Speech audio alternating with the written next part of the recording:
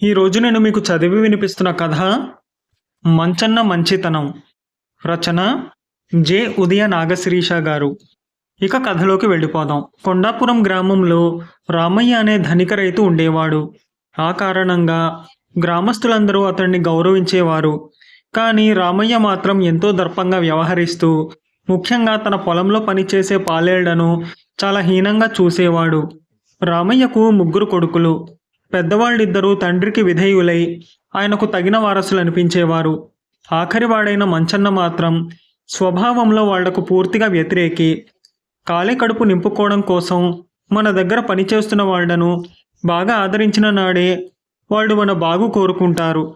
యజమానులమన్న అహంకారం కాలం కలిసిరాక ఏవైనా కష్ట పరిస్థితులు సంభవిస్తే మనకు మరింత కీడు చేస్తుంది. అందరినీ ఆదరభావంతో చూసే మనస్తత్వం అలాంటి సమయంలో మనకెంతో ఉపకరిస్తుంది అనేవాడు మంచన్న. ఇలాంటి మాటలు విన్నప్పుడు మంచన్న తండ్రి, అన్నలు పాలేళ్లను వాళ్ళ హద్దుల్లో ఉంచక నెత్తికెక్కించుకుంటే మన పతనం ఖాయం. అలా మాట్లాడడం గొప్పనుకోకు అని హెచ్చరించేవాళ్ళు.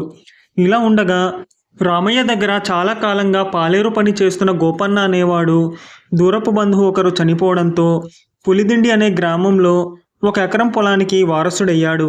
వాడు రామయ్యకు సంగతి చెప్పి, అయ్యా, మీ ఉప్పు పులుసు తిని ఎంతకాలం బతికాను. మీరు అనుమతిస్తే నా భార్య బిడ్డలతో పులిదిండి గ్రామానికి వెళ్ళిపోతాను అన్నాడు. రామయ్య వాడికేసి అసూయగా చూస్తూ, గోచిపాతంత సొంత పొలం దొరికింది కదా అని పాలేరు పనిలో ఉన్న నియమాలు మర్చిపోతే ఎలా? ఇష్టమున్నా లేకపోయినా ఒకసారి పాలేరుగా చేరాక తొలి ఏకాదశి వచ్చే వరకు పనిచేయాలన్నది ఒప్పందం. తొలి ఏకాదశికి ఇంకా 2 నెలలుంది. ఆ 2 నెలలు నువ్వు పని చెయ్యాలి. కాదంటావా? ముందే జీతంగా నేను కొలిపించిన గింజలు తిరిగి ఇచ్చేయి. పాలేర్లు మధ్యలో పని మానేసి వెళ్ళిపోయే పద్ధతి ప్రవేశపెడితే మిగిలిన రైతులు నా మీద మండిపడతారు అన్నాడు. గోపన్న చేసేది లేక తొలి ఏకాదశి దాకా కొండాపురంలోనే ఉండిపోయాడు. ఆ తర్వాత యజమాని దగ్గర సెలవు తీసుకుని యుక్త వయసు వచ్చిన కూతురు, 10 ఏళ్ల కొడుకు, భార్యతో పులిదిండి గ్రామం చేరి సొంత వ్యవసాయం చేసుకోసాగాడు. పాలేరుతనంలో ఏమీ వెనకేసుకోలేకపోయిన గోపన్న వ్యవసాయం పెట్టుబడి కోసం, ఇంటి ఖర్చుల కోసం భారీగా అప్పు చేయవలసి వచ్చింది. ఇది తెలుసుకున్న పొరుగు రైతు గోపన్నతో, చూడు గోపన్న, నీ ఎకరం పొలంలో 1 అరెకరం పొలం వ్యవసాయం నువ్వు చేసుకో. మిగిలిన అరెకరం నాకు అమర్చు.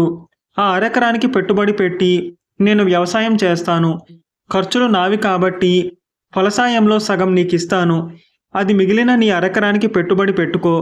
నాకు నీకు కూడా లాభం అన్నాడు. గోపన్నకు ఈ ఏర్పాటు మేలైంది. అతడు సొంత వ్యవసాయం మీద ఏ లోటు లేకుండా సుఖంగా బతకసాగాడు.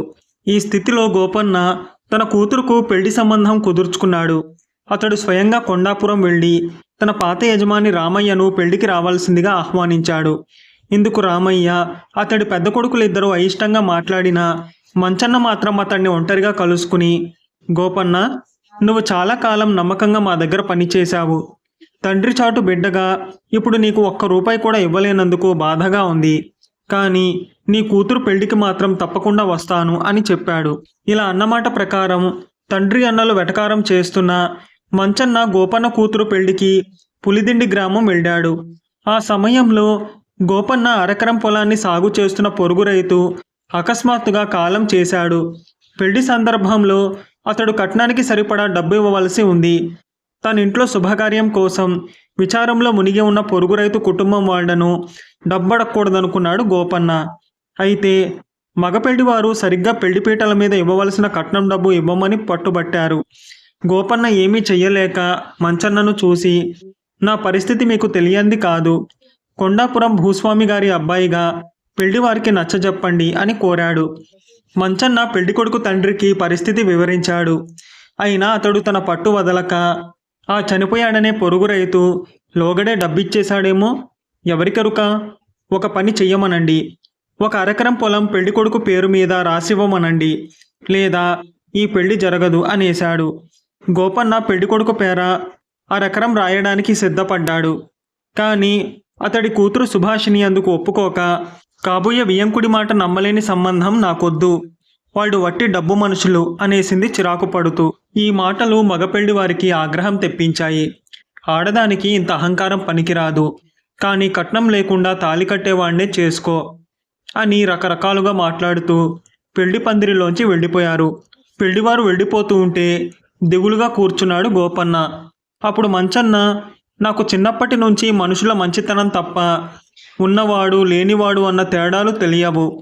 నీ కూతురు సుభాషిణిని చిన్నప్పటి నుంచి నేను ఎరుగుదును. ఆమె స్వాభిమానం నాకు నచ్చింది. నీకు అభ్యంతరం లేకపోతే ఇదే ముహూర్తానికి నేను అన్ని కష్టాలకు సిద్ధపడి మీ అమ్మాయిని చేసుకుంటాను అన్నాడు.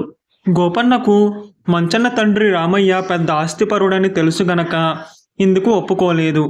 కానీ మంచన్న అతడితో, పీటల మీద పెళ్లి ఆగిపోతే నీ కూతురుని చేసుకునేందుకు ఎవరూ ముందుకు రారు.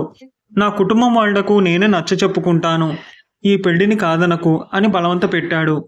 ఈ విధంగా అనుకున్న ముహూర్తానికి గోపన్న కూతురు సుభాషిణితో మంచన్నకు పెళ్లి జరిగిపోయింది. భార్యను తీసుకుని ఇంటికి వచ్చిన మంచన్న మీద అతడి తండ్రి అన్నలు మండిపడ్డారు. బాగా ఆలోచించిన మీదట మర్నాడు రామయ్య మంచన్నతో, కన్న కొడుకువి కాబట్టి నీకు కొంత డబ్బిస్తాను. నేను ఈ ఊళ్ళో తలెత్తుకు తిరగాలంటే నీ భార్యను తీసుకుని ఎటన్నా వెళ్ళిపో అన్నాడు. మంచన్న తండ్రి ఇచ్చిన డబ్బు తీసుకుని పులిదిండి గ్రామానికి వెళ్ళాడు. అక్కడ కొంత పొలం కౌలకు తీసుకుని ఆ డబ్బు పెట్టుబడిగా వ్యవసాయం ప్రారంభించి 4-5 ఏళ్లు గడిచేసరికి సొంతానికి కొంత పొలం కొన్నాడు. అవసర సమయంలో గ్రామస్తులకు మంచి సలహాలిస్తూ పరోపకారి అన్న పేరు కూడా గడించాడు. ఇలా ఉండగా ఒక వర్ష ఋతువులో ఉప్పెన వచ్చి సముద్రం పొంగి దాపుల ఉన్న చాలా గ్రామాలను, పంట పొలాలను ఉప్పునీటిమయం చేసింది. కొండాపురం సముద్ర సమీప గ్రామం. పొలాలన్నీ సముద్రపు నీరు చేరడంతో పనికి రాకుండా పోయాయి. దానితో గ్రామంలో పెద్ద రైతు రామయ్యకు, అతడి పాలేర్లకు తేడా లేకుండా పోయింది. అందరూ తమ తమ కుటుంబాలతో ఉప్పెన ప్రాంతానికి దూరంగా తరలిపోసాగారు.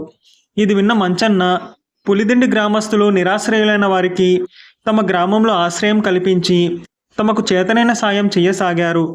ఆ సమయంలో మంచన్నకు తన తండ్రి అన్నలు కూడా గ్రామం విడిచి ఎక్కడికో బయలుదేరినట్టు తెలిసింది. వెంటనే అతడు భార్యను, మామ గోపన్నను వెంటబెట్టుకుని బయలుదేరాడు. వాళ్లకు గ్రామ పొలిమేరల్లో కట్టుబట్టలతో కొండంత దిగులుతో దిక్కులు చూస్తూ వస్తున్న రామయ్య, అతడిద్దరు కొడుకులు కనిపించారు.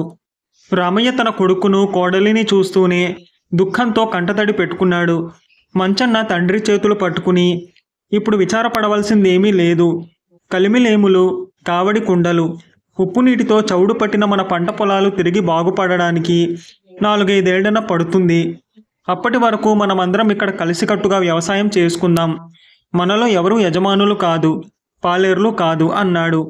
తాము కోరేది అదేనన్నట్టుగా మంచన్న భార్య గోపన్న తలలు వంచి రామయ్యకు నమస్కరించారు. మంచన్న మంచితనం చూసి రామయ్యతో పాటు అతడి కొడుకులిద్దరూ చాలా సంతోషించారు.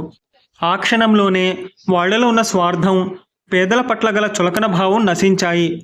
మంచన్న గోపన్నల సాయంతో కొత్త జీవితం ప్రారంభించారు.